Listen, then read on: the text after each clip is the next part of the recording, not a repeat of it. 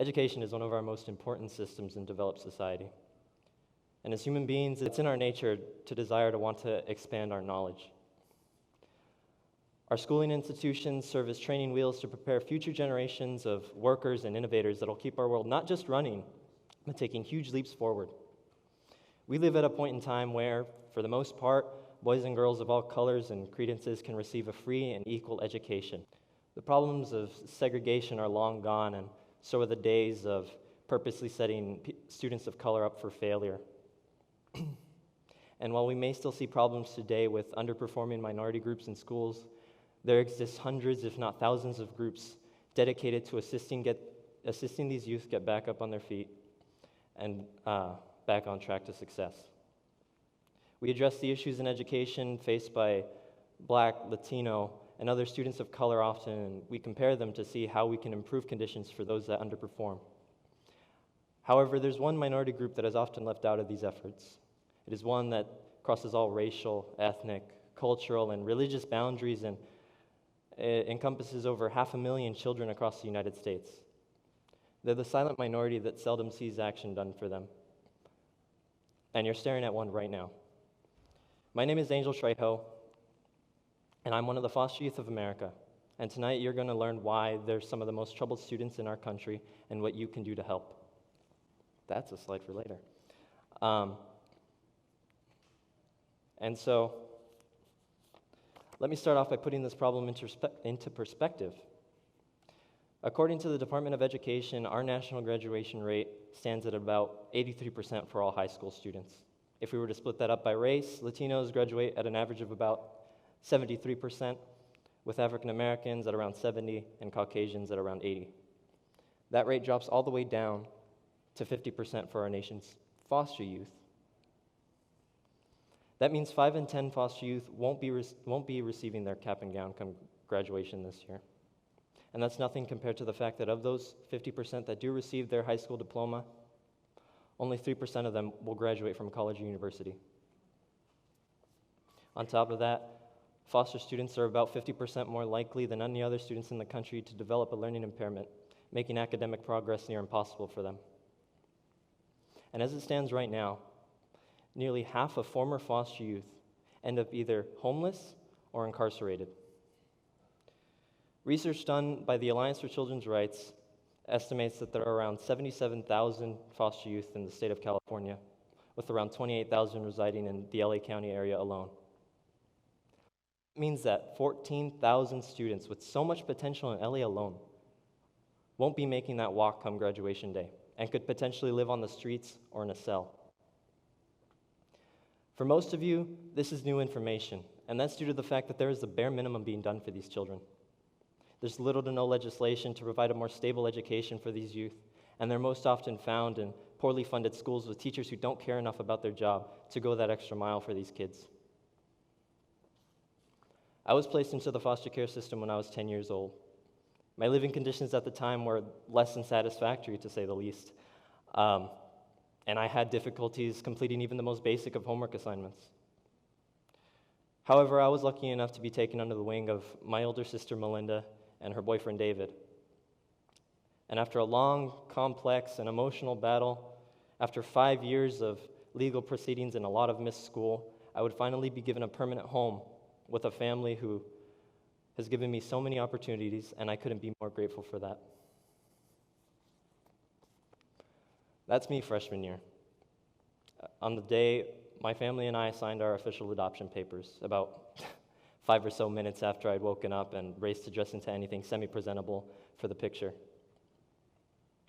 I'm a senior here at Valencia High School. I'm set to graduate in June, and I'm dedicated to attending university, graduating, and starting a career of my own. But not every foster youth has the luxury of a secure future like that, like the one of mine. The reality for hundreds of thousands of these youth is that they don't even know where they'll be in a year from now. They often live in unstable conditions and move around from home to home for so long that they age out of the system, are forced to the streets, and turn to crime because they have no other way of providing for themselves. I came up here today because I am part of the few that are breaking the mold. My fight to secure my own future has long been over, but my fight to secure the futures of other students starts right here, right now. There are already groups in place designed to helping foster youth, provide them with the services they need, such as food or tutoring. However, they lack the resources and manpower needed to get it done effectively. There are two main organizations in Southern California that have a presence here: the Orangewood Foundation and the Alliance for Children's Rights. And I had a temporary stay at the Orangewood Foundation before I was taken in by my sister. And through them, I was directed towards what I believe to be the furthest leap in helping foster youth succeed. They recommend I register with what at the time was a small and fairly new charter high school, but now a WASC-accredited California Gold Ribbon school. And it stands as a small ray of hope for those looking to succeed. High schools such as the Samueli Academy seem to be the best first step into fixing this nationwide problem. Samueli was designed with one purpose in mind: make foster youth succeed. Classes are small, designed to allow students to build close and personal relationships with their teachers, and allows for one-on-one time whenever they need it. In this environment, students are given the attention that they've been craving for a long time, and it's amazing to see what kind of an impact it has when you know somebody cares about you and is dedicated to your success. My first few years of being fostered, I had serious issues trusting adults. And because of it, my grades tanked. I saw no point in doing my homework or listening to any of my teachers, and I never thought I'd meet people who felt the same way I did, people who didn't trust adults, or saw no point in doing any of this work, because why would they in a system that sets them up to fail? However, an environment like Samueli, designed for these kids who had fallen through the cracks, was what they needed to get them back up on their feet. And it made me realize that I was not alone. The transition is initially difficult.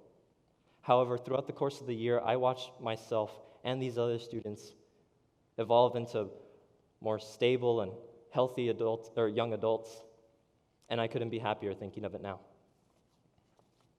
For me, I had come a long way from the once apathetic and antisocial person I was long ago, but I wouldn't be here were it not for the help of the people at Samueli, the Orangewood Foundation, the love and support from my friends, family, and of course, my dog Holly.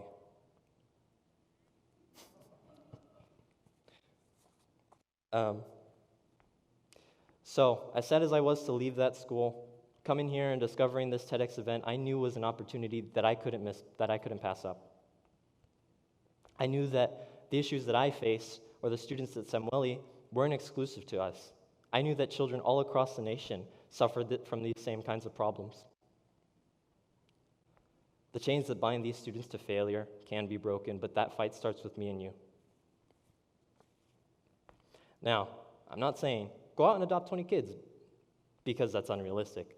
And well, I don't know where you'd fit 20 kids. And while it would be the ideal to have people adopt and give them loving families, I know that isn't for everybody, and there are so many other ways you can start helping. Both the Alliance for Children's Rights and the Orangewood Foundation hosts a plethora of public events that need your support. And they also have pages you can donate to if you lack the time, but not the money. And they're just small investments in a child's future that'll make a world of a difference. If you can sacrifice neither the time nor the money for these kids, then I ask at the very least that you reach out. You let these kids know that their cries aren't going unheard, and that you can be there for them for whatever they need. Show these kids that they have the power to be our generations of leaders that'll bring our world into a better future. Thank you.